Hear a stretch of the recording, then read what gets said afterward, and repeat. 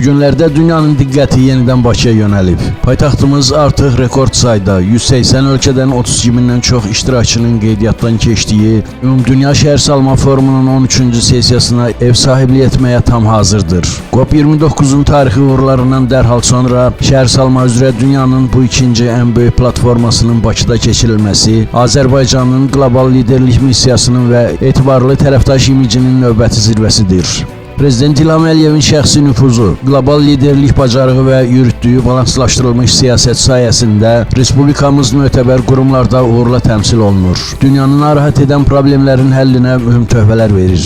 Azərbaycanın regionda yaratdığı yeni reallıqlar və təhlükəsizlik vəd edən əməli işləri ölkəmizin nüfuzlu beynəlxalq mərkəz rolunu oynamasına gətirib çıxarıb. Bugün Bakı həm də mühüm bəşəri qərarların qəbul edildiyi strateji dialoq platformasıdır. Dünyanın sabitlik və təhlükəsizlik adası kimi müstəsna ünvanına sahib Azərbaycanın qlobal tədbirlərin ideal məkanı imicini qazanması təsadüfi deyil. Özü də təkcə paytaxtımızda deyil, ölkəmizin Qarabağ və Şərqi Zəngəzurda daxil olmaqla hər bir bölgəsində yüksək təşkilatçılığı ilə fərqlənən qlobal miqyaslı tədbirlər, konferanslar keçirilir. Bütün bunlar Respublikamızın hər tərəfli inkişafından, yaradılan zəngin infrastrukturdan xəbər verir. İstər siyasi, iqtisadi, mədəni, idman və s. olsun, ölkəmizdə keçirilən tədbirlər hər zaman ideal formada həyata keçirilməsi ilə diqqət çəkib. Təşkilatçılığın yüksək səviyyədə olmasından tutmuş, nümunəvi ev sahibliyinə, qonaqpərvərliyə, insanların mehribanlığına görə qonaqlarında unudulmaz təəssüratlar yaradıb.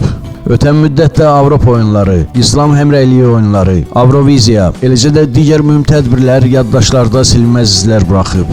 Adı çəkilən beynəlxalq miqyaslı tədbirlərin təşkilində Azərbaycanın birinci vitse-prezidenti Mehriban xanım Əliyevanın müstəsna xidmətləri olub. Birinci xanım Mehriban Əliyevanın təşkilat komitəsinə rəhbərliyi sayəsində həmin tədbirlər yüksək səviyyədə keçirilib.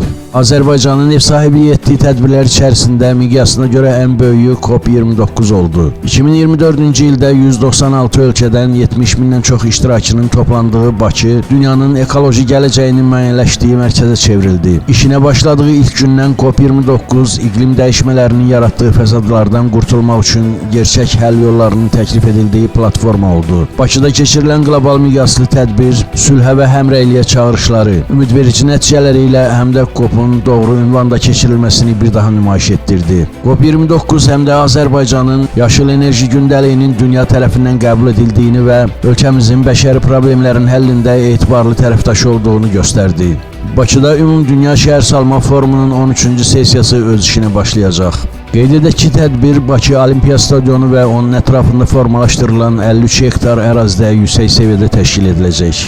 COP29-dan sonra BMT-nin ikinci ən böyük platforması hesab olunan bu forumda Bakının ev sahibliyi edəcəyi BMT-nin məskunlaşma proqramı və Azərbaycan hökuməti tərəfindən birgə təşkil olunan VUF-13 dünyanın diqqətini yenidən ölkəmizə yönəldəcək. İndiyədək 180 ölkədən 32 mindən çox şəxsin qeydiyyatdan keçməsi Ümumdünya Şəhərsalma Forumu tarixində rekord göstəricidir.